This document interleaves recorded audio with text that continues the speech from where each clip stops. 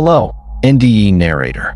I came across your channel just 48 hours ago, and after listening to the incredible testimonies you've shared, something stirred so deeply in my spirit. I felt compelled to reach out and share my own conversion story with you, exclusively. Now, my experience still feels surreal.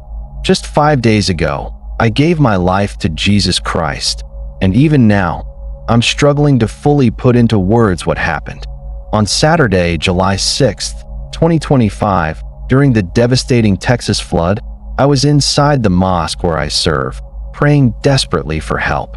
That's when something I never imagined took place. I saw Jesus face to face. He spoke to me, and he saved my life. Before I proceed with my story, I want to ask all your viewers to please say a word of prayer for everyone who has lost a loved one in the Texas flood and for those still searching for missing family members. This disaster has left behind so much pain and heartbreak, and my heart deeply grieves for all who are affected. I, too, have loved ones whose whereabouts I still don't know. Your prayers for them, and for everyone impacted, would mean so much. Okay, let's proceed from where it all started. My name is Ahmed Mustafa. I was born in Cairo, Egypt, in 1981, the first son in a family of 5. My father was a respected businessman in our neighborhood near Al-Azhar University, and my mother came from a long line of religious scholars. From an early age, Islam was not just our religion. It was our identity, our culture, and the air we breathed. By the time I was 6, I had already started memorizing the Quran under the stern but loving guidance of my grandfather, who had been an imam for over 40 years. Our home was always filled with the melodic sound of Quran recitations, the aroma of my mother's freshly baked baladi bread, and the call to prayer echoing from the nearby mosque minaret 5 times a day. Life felt secure, ordered, and full of meaning. When I turned 10, I had completed memorizing the entire Quran and was recognized as a Hafiz in our community. It was a proud moment for my family, and the local imam presented me with a beautiful green mushaf, Quran, bound in leather as a gift. My father wept tears of joy and reminded me, "Ahmed, Allah has chosen you for a special purpose. Never stray from his path." Those words stayed with me as I grew older. At 16, I began leading terawih prayers during Ramadan and helping younger children with their tajweed. At 19, I enrolled in Al-Azhar University to study Islamic jurisprudence, theology, and Arabic literature. I was passionate about dawah, inviting others to Islam, and I dreamed of one day becoming a scholar who could guide people in the ways of Allah and his messenger, Muhammad, peace be upon him. By the age of 26, I was appointed as an assistant imam in a large mosque in Giza. I worked under a seasoned sheikh who mentored me in giving khutbahs, sermons, leading janazah prayers, and counseling families. I loved my role deeply and found peace in prostration during Salah. Every morning before Fajr, I would sit in the mosque courtyard, watching the sun rise over Cairo's skyline, whispering dhikr and feeling a closeness to Allah that I thought could never be shaken. I had no reason to question anything about my faith. Islam was perfect, complete, and all I ever needed, or so I believed. In 2015, an unexpected opportunity arose when a friend connected me with a mosque committee in Houston, Texas. They were seeking a young imam fluent in Arabic and English to teach Quran classes and help lead prayers for a growing Muslim immigrant community. At first, I hesitated. America felt so far, so foreign. But after praying istikhara, guidance prayer, and consulting my parents, I felt a strong sense of peace about going. "You will be a light for Muslims in the West," my mother told me as she pressed a copy of the Quran into my hands before my flight. So I left Cairo with 2 suitcases, my mushaf, and a heart full of purpose, arriving in Texas on a warm August afternoon. Life in Houston was different from Cairo, but the Muslim community welcomed me like family. The Islamic Center of Houston became my second home, and I quickly settled into my role as Quran teacher and assistant imam. Every day, I taught children how to recite the Quran properly, held tafsir classes for adults, and led Jummah prayers. During Ramadan, the mosque would overflow with worshippers for tarawih, and the aroma of samosas and kebabs would fill the air as families broke their fasts together. I felt honored to serve Allah in this way and to help Muslims hold on to their faith in a land filled with distractions. On Fridays, I would remind the congregation of the prophets, peace be upon him, hadith, this world is a prison for the believer and a paradise for the disbeliever. Over the years, I built strong bonds with the local Muslim families, many of whom had come from countries like Pakistan, Somalia, and Syria. We shared stories of our homelands and dreams for our children in America. I even started an after-school Quran program that grew so popular we had a waiting list. Though I missed Egypt, I felt Allah had placed me in Texas for a reason. I never doubted my mission or my faith, not even once. My days were filled with prayer, teaching, and service, and I felt I was fulfilling my duty to Allah and my ummah. But Texas had its share of challenges, too. The climate was harsher than I expected, with blazing summers and unpredictable storms. Still, I found beauty in the vast skies and quiet suburbs. In June of 2025, the rains began. At first, no one thought much of it. Summer storms were common in Houston, but this rain was different. Day after day, the sky poured without mercy. Streets turned into rivers, and news stations began warning of flash floods across Harris County. I remembered hearing about Hurricane Harvey years earlier and prayed it would not be the same. At the mosque, we organized food drives and helped families prepare sandbags to protect their homes. By the end of June, the rain had not stopped. I stood by the mosque's window one night after Isha prayer, watching the parking lot fill with water. I whispered, "Ya Allah, protect your servants. Have mercy on us." But deep down, I felt uneasy. The news anchors spoke of a once-in-a-century flood gripping Texas. Some of the older members of our congregation began comparing it to the great floods of Noah's time, seeing it as a warning to humanity. I wasn't sure what to think. As the calendar turned to July, the water levels crept higher. Roads were closed, power outages began, and people started evacuating from the worst-hit neighborhoods. But I stayed. I believed the mosque was a house of Allah and that no harm could befall it. I also wanted to remain for those who might seek shelter in our sacred space. On the evening of July 4th, I led Maghrib prayer for a small group of families sheltering in the mosque. We spread mats for the children to sleep and set up lanterns as the power flickered out. I reassured the fearful ones. Allah is Al-Hafiz, the protector. Trust him and we will be safe. After the prayer, I sat alone in the mihrab, reciting Surah Al-Baqarah softly as thunder rumbled overhead. I did not know that the next 24 hours would change everything I believed, everything I knew about God, about life, and about what awaits us beyond this world. By the morning of July 5th, the situation in Houston had grown dire.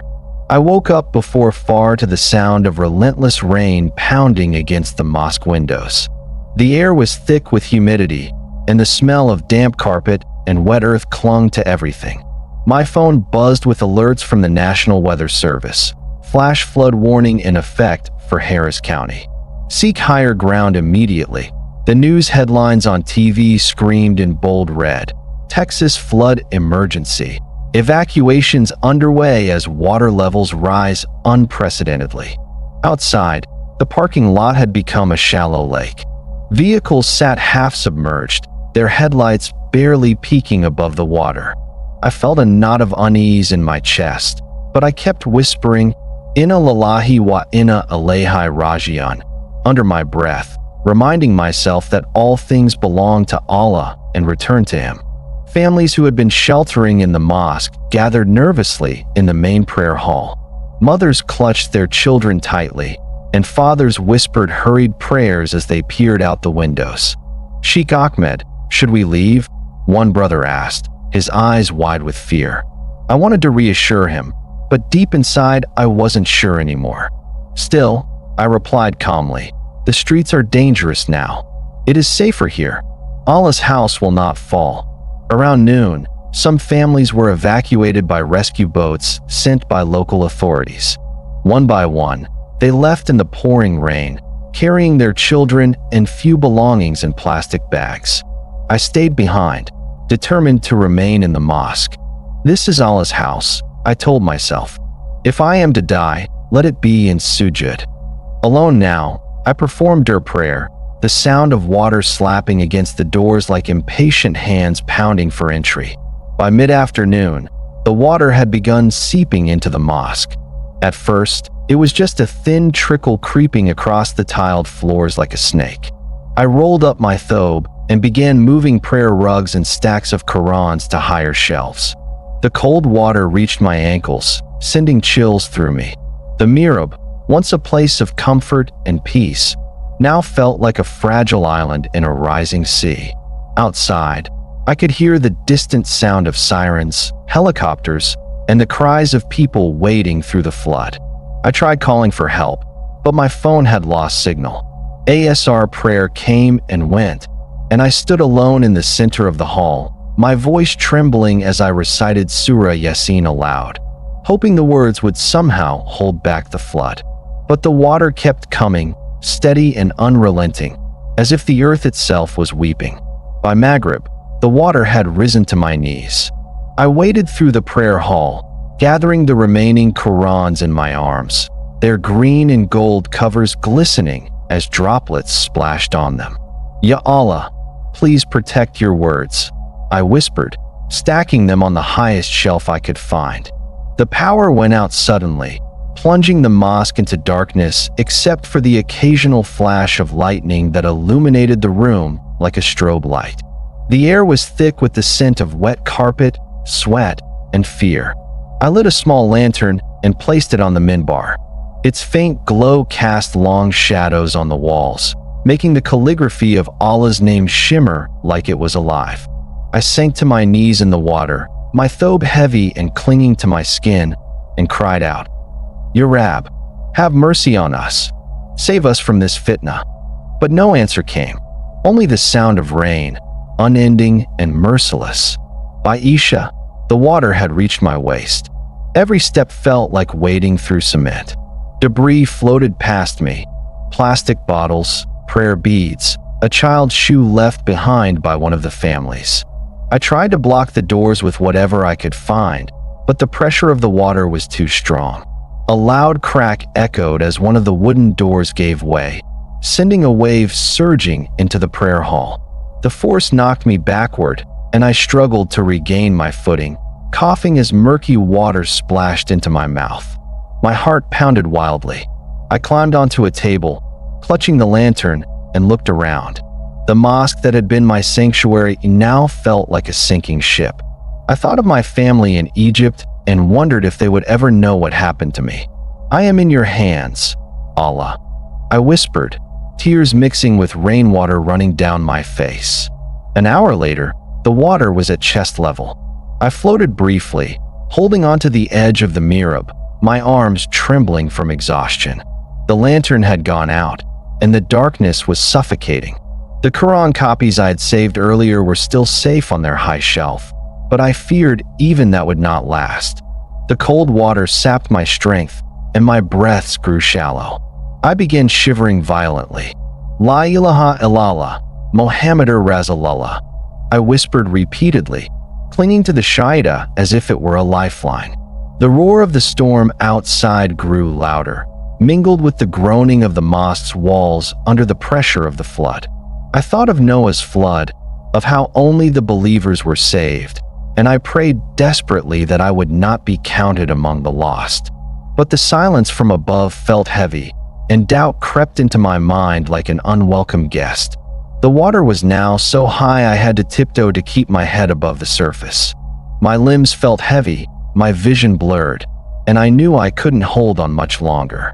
I looked up at the mosque's ceiling, barely visible in the faint light of distant lightning strikes, and whispered hoarsely, "Ya Allah, please save me." My voice broke as I realized there was no answer. I slammed my fists weakly against the wall, water splashing around me, and for the first time in my life, I felt utterly abandoned. I thought of all the years I had served as an imam, all the prayers I had led, all the verses I had memorized. Was this to be my end? Alone in a dark mosque, swallowed by water and silence? As I struggled to keep my mouth above the water, memories flashed before my eyes. My grandfather's face as he taught me Surah Al-Fatiha. My mother's hands pressing the Quran into mine before I left Egypt. The faces of the children I had taught in Houston, their small voices echoing Bismillah as they recited with me. I felt a deep sorrow welling up in my chest, not for myself, but for all those I might never see again. My strength was leaving me. My feet slipped from the floor, and I began to sink. I fought to kick upward, but my soaked thobe weighed me down. My last breath bubbled out as I whispered, Ya Allah, Ya Rahman, Ya Rahim. The water closed over my head, and darkness surrounded me. My lungs burned as I thrashed weakly. Panic gripped me, but soon even that began to fade. I felt strangely calm as my body grew numb. My thoughts slowed, and the roar of the storm faded into silence. My eyes fluttered shut as I thought, this is how it ends. In Allah's house, drowned like a leaf in the river. My heart gave a final weak flutter as my consciousness slipped away. As the icy water closed over my head, my body instinctively fought to rise, but my soaked thobe pulled me downward like chains wrapped around my legs. My lungs screamed for air as I broke the surface for a brief moment, gasping desperately before another surge crashed over me. Salt and mud filled my mouth and nostrils, and I choked violently. Clawing at the nearest pillar, I tried to steady myself as the torrent dragged me toward the shattered doors. My hands slipped against the slick marble, and I was swept back into the main prayer hall, the once holy space now a swirling chaos of water, debris, and darkness. My voice cracked as I cried out, Ya Allah, Ya Rabb al-Alamin, save me. You are the most merciful, the most powerful. I tried to recall Surah Al-Fatiha and Ayat al-Kursi, my lips forming the familiar words as my chest heaved with exhaustion. Bismillahir-Rahmanir-Rahim. Alhamdulillahi Rabbil Alamin. I forced the verses through trembling lips as I clung to a floating wooden bench, its sharp edge cutting into my arms.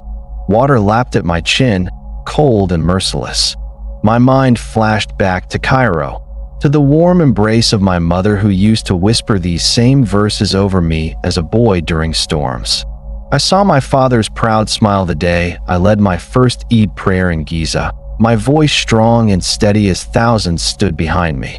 I remembered the cool marble beneath my forehead in Mecca, tears soaking my ihram as I touched the Kaaba for the first time.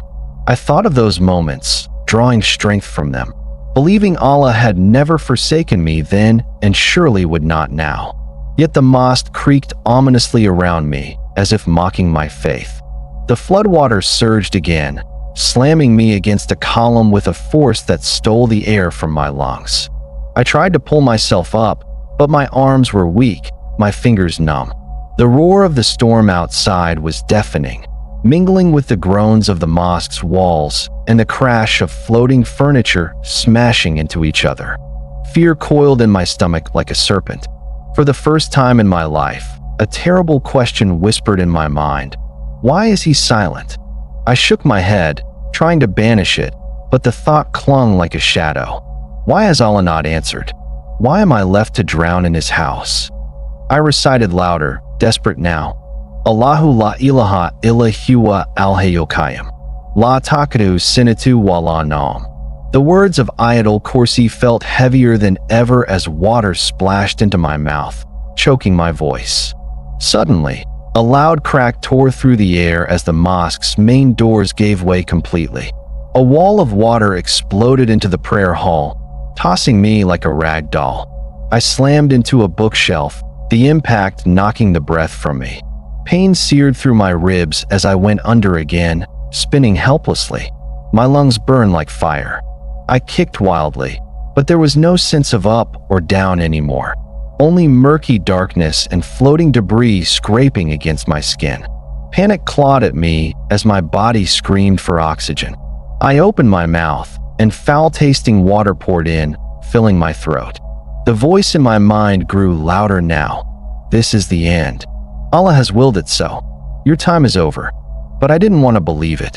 I forced myself to think of my students in Houston, their small hands raised in dua during class, their innocent voices saying, Ameen.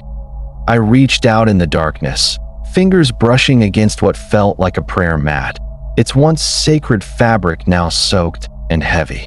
I tried to pull myself upward, but my strength was fading. My eyes stung from the muddy water as flashes of lightning illuminated the hall in eerie bursts. The golden calligraphy on the walls, Allah and Muhammad, glistened faintly before vanishing again into blackness. I remembered my grandfather telling me as a boy, Ahmed, never fear death if you are steadfast in your prayer. Allah will welcome you like a son coming home. But where was that welcome now? My heart pounded violently, then faltered, its rhythm uneven as cold crept into my bones. My movements slowed, my legs no longer obeying me. I whispered as bubbles escaped my lips, Ya Allah, Ya Rahman, Ya Rahim, please. Floating near the ceiling, I caught a final glimpse of the minbar before my head dipped below the surface again. The lantern I had placed earlier was gone, swallowed by the waves. The calligraphy of the Shaida above the mihrab shimmered faintly, then disappeared as my eyes fluttered shut. My thoughts were sluggish now, heavy as lead. I felt a strange calm seep into me, a numbness that dulled the panic.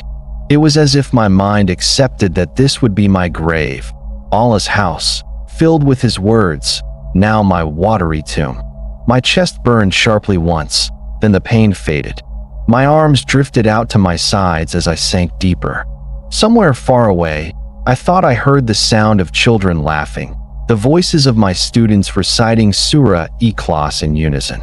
The memory brought tears to my closed eyes that mingled with the cold floodwater. For a moment, there was only blackness and the sound of my own heartbeat slowing. The roaring storm faded to a distant hum, like a radio losing signal. My mind, half conscious, wandered to Mecca again. I saw myself circling the Kaaba, my white ihram glowing under the desert sun, the voices of thousands rising in unison, Labbaik Allahumma labbaik. My heart swelled with longing, but even that began to fade. I whispered with the last of my strength, my lips barely moving, La ilaha illallah, Mohammedur Rasulullah, please Allah, please. The final plea felt thin, like a thread fraying in the wind. Then came silence, deep, suffocating silence. I felt my body grow weightless, no longer fighting, no longer struggling. There was no pain now, only stillness. My thoughts dimmed like the last flicker of a candle. I had no strength left to pray, no breath left to speak. In that quiet void, as the cold closed in, I wondered if this was what death felt like, a gentle slipping away, a surrender to the inevitable. My mind whispered one last time, Ya Allah, forgive me, before everything went completely black. In the suffocating darkness, I felt my mind drifting like a leaf carried away by a silent current. My body was cold and heavy, yet my thoughts flickered faintly, like dying embers struggling to stay alive. Somewhere deep inside me, a memory surfaced, one I had long buried. Years ago, in Cairo, I overheard a heated discussion between a Christian shopkeeper and a Muslim neighbor. The Christian man had spoken with quiet confidence, saying, Jesus saves those who call on him. At the time, I had laughed it off, thinking it nothing more than misguided belief. But now, as the final moments of my life slipped away, that memory returned unbidden, like a whisper in the void. They say Jesus saves. The words echoed in my mind, faint but insistent. Could it be true? Could Isa ibn Maryam, the prophet I was taught about, be more than I believed? The thought felt dangerous, almost like blasphemy, yet I clung to it because there was nothing else left. My strength was almost gone, but I summoned every ounce of my fading will to form the words. Yasa, if you are there, help me. The plea was little more than a breath, lost in the murky water that surrounded me. But as soon as it left my lips, something shifted. A warmth began to stir in the pit of my chest, faint at first, then spreading outward like a fire slowly kindling in the darkness. My eyes were closed, yet through the blackness, I sensed a presence, soft at first, then undeniable. The roar of the floodwaters faded, replaced by a deep, encompassing silence, as though the entire world had drawn its breath. Then, piercing the gloom, a radiant light appeared above me. It was not the harsh glare of lightning, nor the pale glow of the lantern I had lost. This light was alive, warm, golden, and pulsing with a power that seemed to reach into my soul. It streamed down through the water, cutting through the shadows like a sword, wrapping around me in a cocoon of pure brilliance.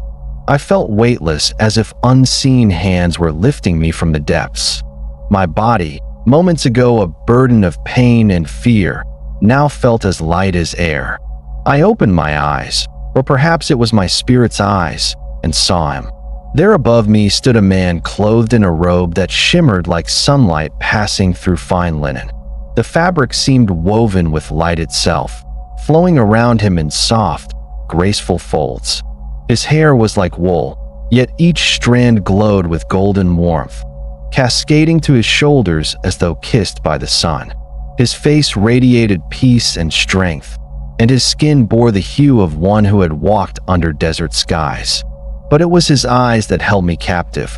They were not merely brown or hazel. They were deep pools of love, so vast and unending that I felt they could swallow all my pain, my sin, my doubt, and leave only peace. When he looked at me, I felt completely seen, every moment of my life laid bare, yet there was no condemnation, no anger, only compassion that melted the walls around my heart. As he raised his hands toward me, I noticed faint wounds in his palms, glowing softly like embers beneath the skin. They did not bleed, yet they pulsed with a strange, holy light, as though they carried within them the weight of the world's suffering and its healing. The warmth emanating from him wrapped around me like a thick blanket on a freezing night. All the fear, the desperation, the terror of drowning, it was gone. I no longer felt the water pressing against my body, nor the cold seeping into my bones. Instead, I felt myself being drawn upward, as though the laws of gravity no longer applied. It was not my body that moved, but my spirit, carried effortlessly toward him. The roar of the floodwaters had vanished completely now. Around us was a space unlike anything I could describe, a realm of light and calm. It wasn't the mosque, nor was it the world I had known. It felt endless yet intimate, like standing in the heart of eternity. The air, or whatever it was, vibrated with a peace so thick it seemed I could reach out and touch it. I glanced down and saw my own body still suspended in the murky water below, motionless and pale, like an empty shell. Yet here I was, whole and unharmed, surrounded by the warm glow of his presence. He spoke, and though his lips moved, the sound did not travel through air. Instead, his voice filled my being, resonating from within like the most beautiful melody I had ever heard. It was deep yet gentle, powerful yet tender. "Ahmed," he said, and hearing my name in his voice was like hearing it for the first time. "I have heard your cry." I felt tears forming, not of sorrow, but of relief, of awe. No one had ever spoken my name like that, with such love, as though I mattered more than the universe itself. "You have sought help, and I have come," he continued. "You are not forgotten. You are seen. You are loved." I wanted to speak, to ask how this was possible, to say I was unworthy, but no words came. My spirit trembled as he drew nearer, the light around him growing even brighter, yet never blinding. Every hidden thing within me, my doubts, my pride, my secret fears, was exposed, Yet instead of shame, I felt an indescribable freedom. He reached out a hand, and though I had no physical body to extend, I felt my being lean toward him like a flower toward the sun. The moment his hand touched what felt like my shoulder, waves of warmth and life poured into me. It was as if every wound, physical and emotional, every scar of my past, was being healed in an instant. "Ahmed," he said again, and this time his voice carried a gentle urgency. "It is not yet your time. You must return." I felt a pang of sorrow at his words. But why? I thought. Why send me back to a world of pain and fear when here there is only love? He seemed to read my thoughts, his eyes softening even further. "Because I have chosen you to tell them," he said. "Tell them of my love. Tell them that I am the way, the truth, and the life. Tell them I am coming, and their hearts must be ready." His words were not a request but a commission, ringing with an authority that left no room for doubt. The light around us pulsed warmly as I felt a gentle pull downward, like a tide reversing its flow. I longed to stay, to remain in this holy presence forever, but his voice reassured me. "You will not be alone. I will be with you, even to the end of the age." Those words wrapped around my soul like a vow, filling me with courage even as the vision began to fade. The warmth receded, the brilliance dimmed, and I felt myself descending back toward the cold, murky water below. As I felt myself gently descending, the light around me did not fade completely. Instead, it seemed to stretch out, transforming into a vast, open expanse that was impossible to describe with human words. The air, or whatever filled this place, vibrated with a sound like a chorus of countless voices singing in perfect harmony. I was surrounded by an endless horizon of pure, shimmering light that pulsed softly, as if alive. The ground beneath my feet seemed solid yet weightless, glowing faintly with a golden hue. There was no sun, no moon, yet everything was perfectly illuminated. The air carried a fragrance sweeter than any rose or jasmine I had known, and my being felt lighter than ever, unburdened by fear or pain. I saw distant figures clothed in robes of light, their faces radiant with joy as they lifted their hands in worship. It was not chaotic but perfectly unified, as if each voice and movement was part of one divine symphony. I turned to see him still standing beside me, his robe flowing softly as if stirred by an unseen breeze. The light around him seemed even more intense here, yet it didn't hurt my eyes. His face bore a deep gentleness, and when he spoke, his voice carried both strength and tenderness. "Peace be with you, my son. You have called, and I have come." The words seemed to sink deep into my soul, washing over me like cool water on a scorching day. I wanted to fall to my knees, but I felt I no longer had knees. Here, I was more than flesh and bone. I was awareness, spirit, fully alive in a way I had never known before. "Where am I?" I whispered, though no sound left my lips. "You are seeing a glimpse of my Father's house," he replied. "A place prepared for those who love him." I watched in awe as the scene shifted, revealing rivers of light flowing through gardens more beautiful than any I had ever imagined. Trees stood tall with leaves of silver and gold, their branches swaying as if they, too, sang praises. I saw people, countless souls, radiant, their faces glowing with peace, their eyes lifted in worship.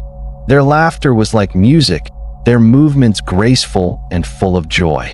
There were no walls, no barriers, only connection and love so tangible it felt like the very air I breathed.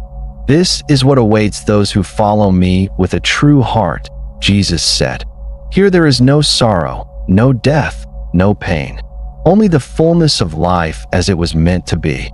His eyes held mine, and in that gaze, I felt the weight of my own life, the prayers, the mistakes, the times I had doubted and despaired. Yet there was no condemnation, only a love so vast it made my spirit tremble. As we walked, or perhaps drifted, through this place, I saw another vision. The light dimmed slightly, and the joy was replaced by a heaviness, a deep sorrow that pressed against my chest. I saw the earth below, cities bustling with life, people rushing about unaware of what was coming. Shadows clung to buildings, schools, even mosques and churches. It was not a darkness of night, but of hearts, division, hatred, greed, pride. Families sat in silence, each staring at their own glowing screens, their faces blank and lifeless. "This is why the world suffers," Jesus said, his voice tinged with sadness. "They have turned away from the Creator, trusting in their own strength and idols of wealth, power, and self. Their hearts are full of noise, leaving no room for my voice." I saw storms raging across continents, fires consuming forests and cities, floods swallowing towns. Images too familiar, too recent to ignore. My spirit ached as I watched mothers wailing, children starving, and nations rising against each other. "Why do you allow this?" I asked. "If you are merciful, why such pain?" His eyes, deep as eternity, looked into mine. "I do not send these to destroy, but to awaken," he answered gently. "When all else is stripped away, many will finally turn and seek me. What cannot be shaken will remain. But my people must be ready. They must carry my love into the chaos, for the time is short." His hand reached toward me, and I felt a surge of warmth that filled every corner of my being, as if he were stitching together pieces of my soul I didn't know were broken. "You have been faithful to what you knew," he continued, "but now you have seen the truth. It is time to live it." I felt a deep pull within me, a mixture of longing and dread. "But how can I go back?" I asked, my thoughts heavy with fear. "They will never believe me. I was an imam, a teacher of the Quran. My people will hate me. They may even kill me." His face was solemn but kind. "They hated me too," he said simply. "But do not fear. I will be with you, even to the end of the age. Tell them what you have seen. Tell them I love them. Tell them I am coming." The light around us pulsed like a heartbeat, and I felt it resonating in my spirit, branding his words into the deepest parts of me. I felt it first as a sudden tug, like being caught in a current pulling me downward. The warmth and light of the heavenly realm began to fade, replaced by an encroaching cold that seeped into my soul. I wanted to cling to that place, to stay in the presence of the one who had just spoken life and purpose into me. But no matter how I struggled to hold on, the pull was stronger. The chorus of voices and the radiant glow disappeared like the last rays of sunset. Soon there was only darkness pressing in from all sides, heavy and suffocating. I felt my spirit sink lower and lower until it collided with something dense, weighty, and painfully familiar, my own body. The shock of re-entry was brutal. My chest felt crushed, my lungs screamed for air, and a wave of searing pain shot through every nerve as if my entire being had caught fire. My eyes fluttered open to a blur of murky water and dim light. For a moment, I didn't understand where I was. Then the memory struck, the mosque, the flood, my desperate prayers. Reflexively, my body convulsed, and I gasped violently, choking as filthy floodwater erupted from my mouth and nose. The taste of mud and rot filled my throat, and I coughed uncontrollably, my chest heaving like a bellows. Voices rang out faintly above me, muffled at first, then sharp with urgency. "Over here. He's alive. Ya Allah, he's breathing." Strong hands gripped my arms and shoulders, lifting me from the water's grip. I felt rough ropes against my skin as rescuers pulled me onto a makeshift raft. The weight of my soaked thobe clung to me like chains, and I shivered violently as cold air replaced the stifling water. I wanted to speak, to tell them what I had seen, but my lips only trembled as I gasped for breath. "Stay with us. Don't close your eyes," one of the rescuers shouted, his face inches from mine. Rain poured down on us, stinging my skin, and the sky above was a swirling mass of black clouds and lightning. I could hear the roar of the floodwaters all around us, but here in the arms of these strangers, I felt a strange calm beneath my trembling.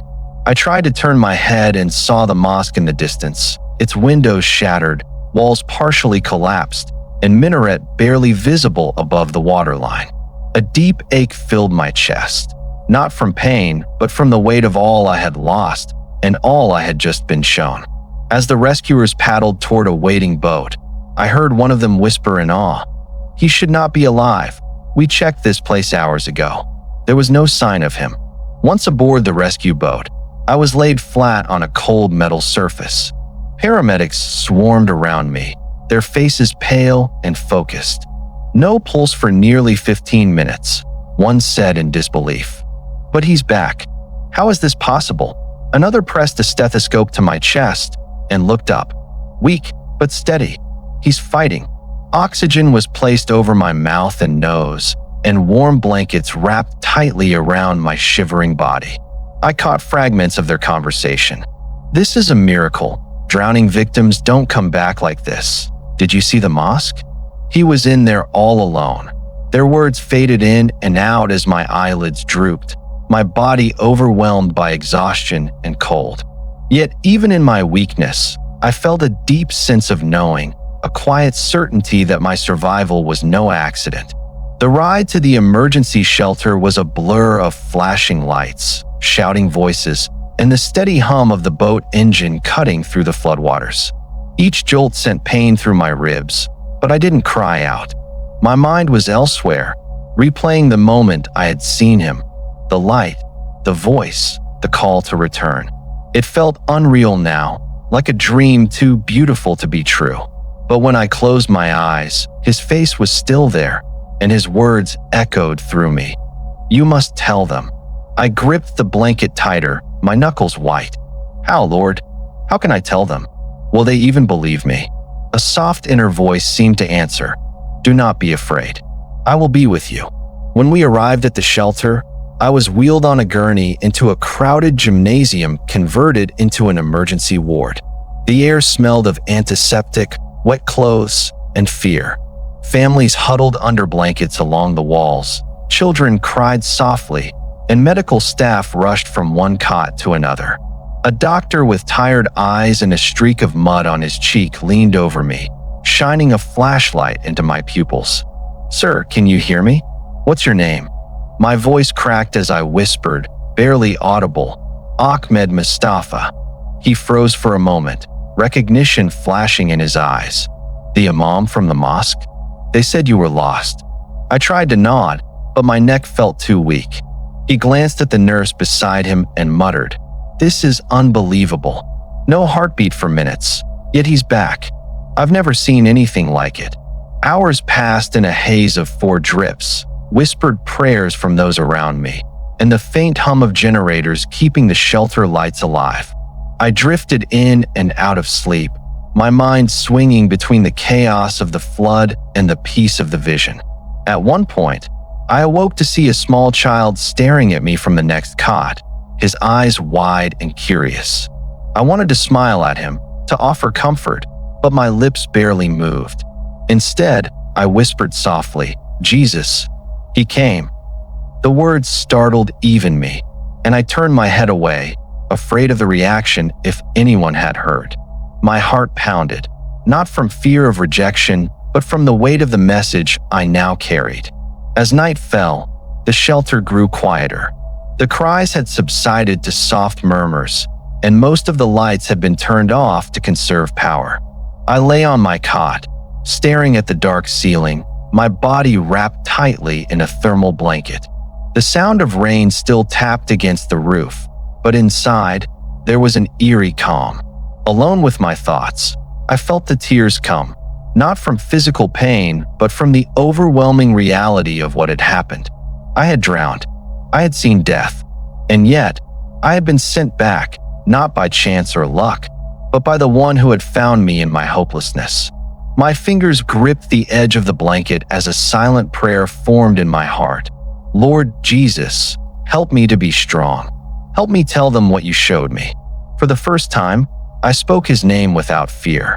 The hospital room was silent except for the faint hum of machines and the rhythmic beeping of the heart monitor beside my bed. It was now July 7th, 3 days since the flood had swallowed the mosque and nearly claimed my life. My body still ached, my ribs bruised, but my mind felt clearer than it ever had before. I had been discharged the previous evening, and my first act upon leaving the shelter was something I never imagined I would do in my lifetime. On July 6th, with rain still falling lightly over Houston streets, I walked slowly, leaning on a cane provided by the hospital, into a small church near the emergency shelter. The wooden sign outside read Grace Community Church. My heart pounded as I stepped inside, half expecting rejection, half expecting God himself to strike me down for daring to cross this threshold. Instead, a warmth spread over me as I was greeted by a kind-eyed pastor who introduced himself simply as Pastor Daniel. We sat in his small office for nearly an hour as I shared everything: my life in Egypt, my years as an imam in Texas, and finally, the flood, the drowning, and the vision that had turned my world upside down. Pastor Daniel listened without interrupting, his eyes wide with both awe and compassion. When I finished, my voice hoarse from emotion, he placed a gentle hand on my shoulder and said, "Ahmed, what you experienced was real. Jesus saved you because he loves you. Are you ready to follow him fully?" My chest tightened as tears welled in my eyes. "Yes," I whispered, "I am ready." That day, Sunday, July 6th, 2025, I prayed aloud for the first time in Jesus' name, not as a prophet to be revered, but as Lord and Savior. I confessed my sins, my doubts, my years of striving to earn God's favor, and I felt a peace settle over me that no words could ever capture. The warmth of his presence filled the room as Pastor Daniel prayed with me, and I knew my life could never return to what it had been. The next day, as I sit by a window in the shelter's recovery area, watching the sun break through scattered clouds for the first time in days, I think of what comes next. The floodwaters are still receding, but already I hear whispers of communities returning to assess the damage. My former mosque is among the ruins.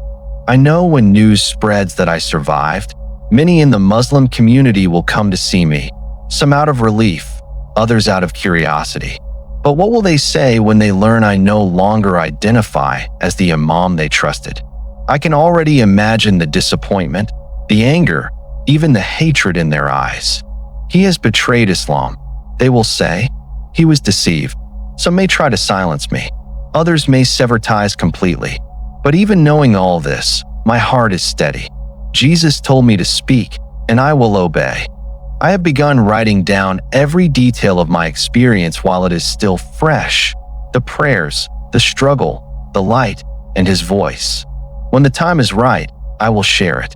Not out of arrogance or to shame my former brothers and sisters, but to tell them the truth that saved me from both physical and eternal death. I plan to start with those closest to me, the few families from the mosque who trusted me deeply. I will tell them gently, prayerfully, knowing that their reaction may not be kind. Then, as the Lord leads, I will share publicly, even if it costs me everything: my reputation, my safety, my life. In Egypt, I know my family will hear of this eventually. I weep when I think of my mother's face, but I remember Jesus' words, "Do not be afraid. I am with you." That is enough for me. I am not naive. I know my people will find it hard to believe. They will demand evidence, question my sanity, accuse me of betrayal. But my testimony is not an argument to be won. It is the truth of what I have seen, what I have heard, and what I now know to be real. I will not stay silent. I will not hide. I am ready to face whatever persecution may come because Jesus did not leave me in the waters. He reached into my darkness and saved me, not because I deserved it, but because of his endless mercy. I now belong to him, and my life is his to use for his glory.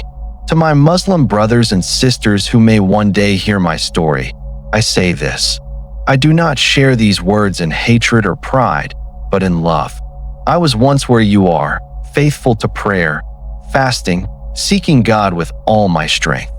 But there is more, and his name is Jesus. He loves you. He sees your prayers, your struggles, your doubts. Call out to him as I did, and you will find him waiting with open arms. Do not wait for your own flood to open your eyes. To my Christian brothers and sisters, I ask for your prayers. I am a newborn in faith, learning each day what it means to follow Jesus in a world that may reject me.